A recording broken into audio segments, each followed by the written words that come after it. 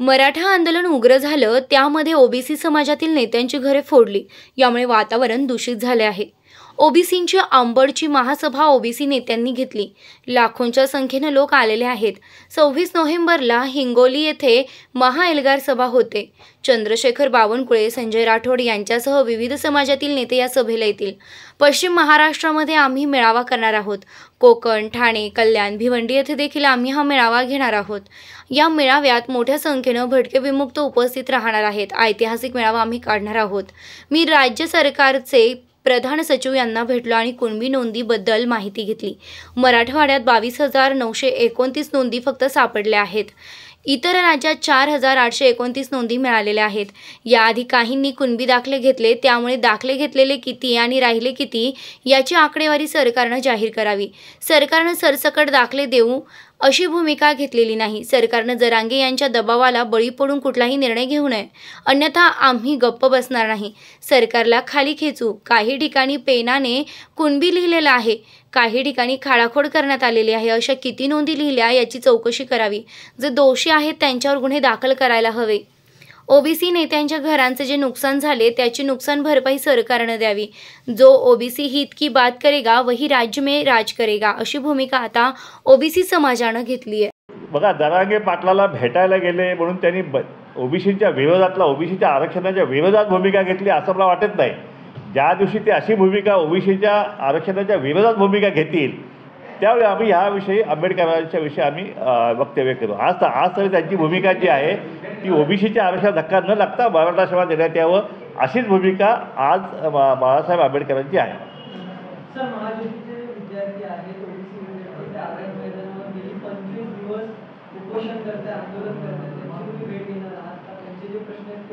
हे बा, या विद्यार्थ्यांची भेट आम्ही घेतलेली आहे. त्यांच्याविषयी आम्ही मंत्रालयात आम्ही बैठकाही घेतलेल्या आहेत. परंतु हा प्रश्न जो आहे, हा प्रश्न जोपर्यंत सरकार आर्थिक निधी जो आहे तो निधीची सोय करत नाही आहे तोपर्यंत ते जी जागा मागते, कारण गेल्या वर्षी 1250 जागा होत्या, आता ह्यावेळी काय तर 50 जागा फक्त त्यांनी हे केलेल्या आहेत. आणि त्यामुळे ह्या विद्यार्थ्यांच्यावरती हा जो अन्याय सुरू आहे, मग त्याच्यामध्ये ओबीसीचे पण आहेत, त्याच्यामध्ये मराठ्यांचे पण आहेत, त्याचे दलितांचे पण आहेत. आणि हा जो प्रश्न जो आहे हा आता सामुदायिकदृष्ट्या जो आहे, आर्थिक बजेट जे आहे, आर्थिक बजेट करून हा प्रश्न सुटू शकतो. पण त्याला वेळ लागेल अशा प्रकारचे सरकारने आमच्या बैठकीमध्ये त्यावेळी आम्हाला सांगितलेलं आहे. ठीक आहे. हां,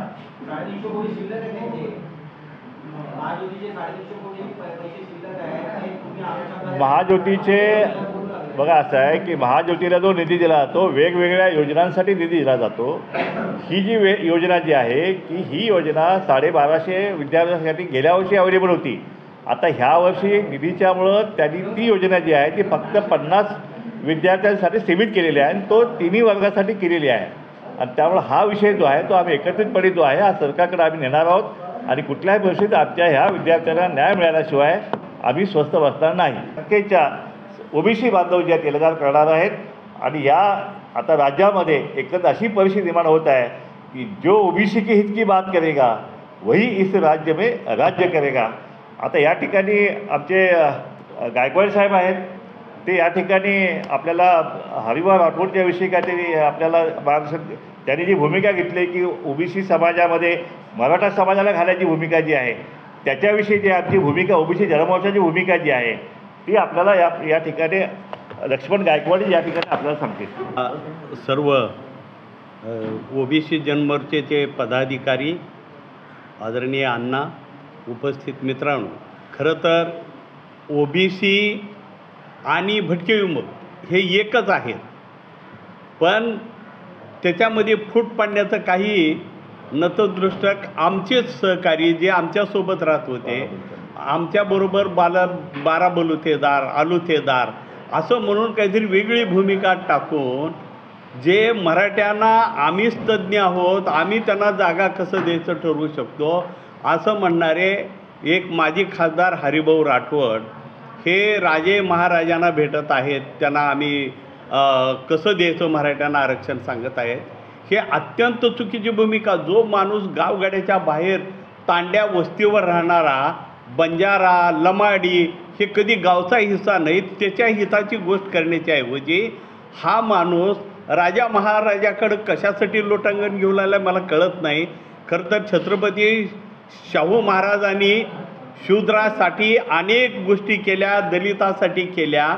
आता त्याच्या गादीवरचे माणसं आम्हाला कधी भटक्या विमुक्तांच्या लोकाला कधी भेटायला येत नाहीत, पण जरंगे पाटलाला भेटायला जात आहेत. आणि आमचेही अर्धवट काही लोक की मी तज्ज्ञ आहे, मराठ्यांना देतो.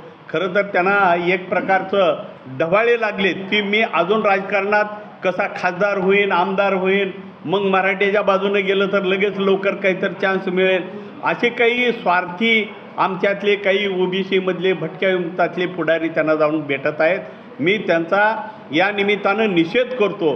खरं तर ती का जात आहेत? मध्यंतरी बारामतीलाही गेला की माझ्याकडे काही असं काही तत्त्वज्ञान आहे, माझ्याकडे असा काही उपाय आहे की मराठ्याला मी देऊ शकतो आरक्षण. अशा पद्धतीच्या गोष्टी हरिभाऊ राठोड करत आहे. आणि हा माणूस किती वेडा झाला आहे की आपल्या जातीचं विश्लेषण करण्याच्याऐवजी भटक्या विमुक्त जाती जमाती हा वर्ग आता केवळ ओबीसीमुळं ग्रामपंचायतला, जिल्हा परिषदला निवडून येत आहेत. यापूर्वी कधी येत नव्हते. विमुक्त भटके ही संज्ञा शासकीय नाही, संविधानात्मक नाही. हे असंविधानात्मक नाव असल्यामुळं याला काडीचा आधार संविधानाचा नाही. विमुक्त भटक्याला तो पूर्णपणे ओबीसीचा वर्ग आहे. त्याचं बोलण्याच्याऐवजी हरिभाऊ राठोडसारखा माणूस अर्ध्या हळकुंडानं पिवळा झालेला नको त्या गोष्टी करत आहे आणि अडथळे आणत आहे. आम्ही ओबीसीचे लोक भटक्या विमुक्तांचा मी नेता म्हणून मी त्याचा जाहीर निषेध करतो. आणि या माणसाचं कुणी मनावर घेऊ नये. भटके विमुक्त हे टोटली ओबीसीचा वर्ग आहे. हे भटक्या विमुक्ताच्या लोकांनी लक्षात घ्यावं. धनगर समाज असो, हटकर, बंडगर, वडर, कैकाडी, तिली, माळी, हे आत बलुतेदार, आलुतेदार, हे सर्व एक लक्षात ठेवा. आपली वर्णव्यवस्था ब्राह्मण, क्षत्रिय, वैश्य आणि शूद्र. ओबीसीचा वर्ग हा शूद्राचा वर्ग आहे. आणि अतिशूद्र म्हणजे अनुसूचित जाती जमाती. आणि शूद्र म्हणजे हे तिली, तांबोळी, धनगर, हटकर, बडगर, वडर, कैकाडी हे शूद्र आहेत. मग एकदम क्षत्रिय लोकांनी शूद्रामध्ये येऊन आम्ही पण तुमचेच कुणबी आहोत असं म्हणणं हे वेडेपणाचं आहे. आणि म्हणून मराठा खासदार, आमदार कोणीही असो किंवा महाराज असो, त्यांनी जाती व्यवस्थेला खतपाणी देण्याचं काम करू नये. काल परवा आम्ही छत्रपती शिवाजी महाराजाची बकर ही पुस्तक वाचलं मी. त्याच्यामध्ये स्पष्ट लिहिलं छत्रपती शिवाजी महाराजांनी पत्र लिहिलं आहे की 96 कुळी मराठ्यांना हे संदेश पाठवा आणि आपल्या जातीसाठी आपण सहकार्य केलं पाहिजे. अशा पद्धतीचे उल्लेख छत्रपती शिवाजी महाराजांचे 16व्या शतकात, 14व्या शतकात, 15व्या शतकामध्ये. मग असं जर असेल तर 96 कोळी मराठा हा ओबीसीत येऊच शकत नाही. आणि त्याच्यात भटक्या विमुक्तामध्ये पुन्हा शिरकाव करणे हे अत्यंत वाईट आहे. हे माणुसकीला धरून नाही. हा काही गरिबी हटावाचा कार्यक्रम नाही. हा मागासवर्ग लोकांना आम्ही न्याय देण्याच्या प्रक्रियेसाठी मंडल आयोग आहे. फक्त 3% मंडल आयोग लागू झाला आहे. अजून पूर्ण मंडल आयोग बाकी आहे. आम्ही येणाऱ्या काळात आदरणीय आमचे प्रकाश अण्णा शेंडगे, आमचा जनमोर्चाचे सर्व सहकारी, आम्ही येणाऱ्या काळात आमचा 3रा टप्पा लढायचा असेल की संपूर्ण मंडल आयोग भारतामध्ये लागू करा. कारण संपूर्ण लागू केल्यानंतर आम्हाला अनुसूचित जाती जमातीप्रमाणेच राखीव जागा मिळतील अशी आमची आशा आहे. आणि मी एवढंच आव्हान करतो की हरिभाऊ राठोडनी हे ताबडतोब वक्तव्य थांबावं.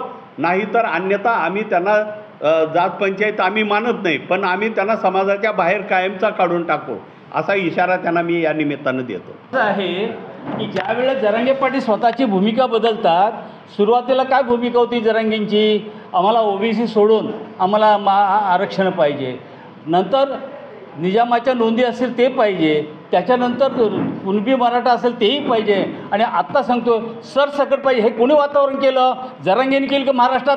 मग ते काही अनैसर्गिक जे तुम्ही जे काही असंविधानिक जर तुम्ही विचार मांडणं असेल आणि महाराष्ट्रामध्ये असून जर प्रश्न तर पहिल्यांदा त्याच्यावर का केस भरली पाहिजे, गेली पाहिजे, असं कसं बा?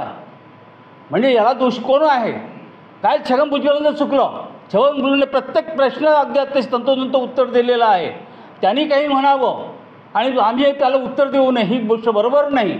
आज जे काय आहे त्या घटनाक्रमाप्रमाणे उत्तर दिलेलं आहे आणि छगन भुजबळनी जो काही या ठिकाणी व्यक्तिविचार केलेला आहे तो निश्चितच ओबीसींच्या बाजूने 100% योग्य आहे. पालघर आणि या संपूर्ण पट्ट्यामध्ये जो बेल्ट आहे हा संपूर्ण ओबीसीचा बेल्ट आहे आणि गेल्या 18 तारखेला त्या ठिकाणी एक बैठक घेतली होती पनवेल येथे. त्यावेळेस सर्व समाजाच्या जे ओबीसी घटकामध्ये त्यांची एकत्रित बैठक घ्यावी म्हणून आज रोजी आम्ही डोंबिवली येथे पिंपलेश्वर मंदिर आहे त्या ठिकाणी बैठक घेण्यात आलेली आहे. आणि ठाणे जिल्ह्यामध्ये विशेषतः कल्याण, भिवंडी, ठाणे, नवी मुंबई, घोडबंदर पट्टा हा संपूर्ण कशा प्रकारच्या बैठक जाहीर सभा घ्यायच्या याचं निश्चितपणे आज धोरण ठरणार आहे. याशिवाय रायगड जिल्ह्यामध्ये उरण आणि पनवेल यांच्या देखील बैठकी एक 4 ते 6 दिवसांपूर्वी वसई आणि भाईंदर यांची देखील बैठक आम्ही आयोजित केलेली आहे. यामुळे येत्या महिन्याभरामध्ये जे अण्णांनी सांगितलं की ठाणे जिल्ह्यामध्ये मोठ्या प्रमाणात ओबीसी हा एक वेगळ्या प्रकारे इतिहास घडवणार आहे अशा प्रकारच्या एक अभूतपूर्व तिथे सभा होणार आहे आणि तिथला ओबीसी उठून उभा राहिलेला आहे. खऱ्या अर्थाने बाबासाहेब आंबेडकर म्हटलं होतं की जोपर्यंत ओबीसीचा हा वर्ग जागृत होत नाही तोपर्यंत खऱ्या अर्थाने लोकशाही दृढ होत नाही. मी निश्चित जरांगे पाटलांनी जो काय उपोषण केलं त्यामुळे हा ओबीसी समाज पूर्णपणे जागा झालेला आहे. आणि आत्ता याच्यामध्ये जर लोकसंख्येचं प्रमाण पाहिल्यानंतर ज्या ठिकाणी 52% ओबीसी असेल 22% जर मागासवर्गीय असेल 74.5% झाले. CKP आणि ब्राह्मण आणि पारशी समाज धरला तर तो 2.5% धरला तर उर्वरित 23% राहिला. त्याच्यामध्ये शीख समाज आहे, मुस्लिम समाज आहे, त्याच्यानंतर तुमचा जैन समाज आहे, ख्रिश्चन समाज आहे. हा जर तुम्ही 11% धरला तर उर्वरित मराठा समाज हा 12% राहतो आहे. आमची अशी मागणी आहे की मराठा समाजाचे लोक जातनिहाय जनगणनेची का मागणी करत नाही. जातनिहायची जनगणनेची मागणी त्यांनी करावी. खऱ्या अर्थाने त्यांना या ठिकाणी मग त्यांना दूध का दूध आणि पाणी समजेल. परंतु राजसत्ता आणि धनसंपत्तीच्या याच्यावर जर संपूर्ण राज्यात दहशत माजूस असेल तर आम्ही त्याचा जाहीर निषेध करत आहोत. सत्ता निश्चितपणे तुमच्याकडं आम्ही गेल्या अनेक वर्षात जात समूहाकडे पाहिलं नाही. 288 पैकी 160 आमदार मराठा समाजाचे आहेत. आज 12 ते 15% समाजाचे 160 आमदार आहेत. काय साखर कारखाने तुमचे सगळे जेवढे विविध शैक्षणिक संस्था मेडिकल कॉलेजपासून सारे तुमचे 50% सर्व तुमच्या मराठा समाजाचेच आहेत. आम्ही कधी त्याच्याविरुद्ध हे केलं का. परंतु आज रोजी ज्या पद्धतीने दहशतवादाने सगळे जर करत असतील तर त्याचा आम्ही जाहीर निषेध करणार. आणि ठाणे जिल्हा का असो, पालघर जिल्हा असो, रायगड जिल्हा निश्चितपणे याविरोधात रस्त्यावर उतरल्याशिवाय राहणार नाही.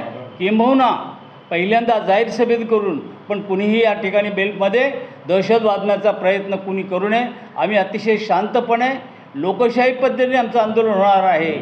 पण जर का आगरी कोळी ज्या दिवशी त्यांना डिवचण्याचा प्रयत्न होईल त्या दिवशी अशांत निर्माण झाली तर ही सरकारची पूर्णतः जबाबदारी आहे. कारण जरांगेजी वाटेल त्या नेत्याला वाटेल त्या पातळीवर बोलत आहेत. ही काही शोभनीय नाही. आणि म्हणून मला असं वाटतं की आम्ही या ठिकाणी जे काय आम्ही गेल्या काही दिवसापासून जे शांततेने मिळावे यासाठी सातत्याने प्रयत्न करत आहोत. आम्ही निश्चित लोकशाही जिंकून राहून त्या ठिकाणी आंदोलन करणार आहोत. आणि ठाणे जिल्हा, मुंबई या संपूर्ण परिसरामध्ये आता मोठ्या प्रमाणात आंदोलन उभं राहतील असा मी आशावाद करतो.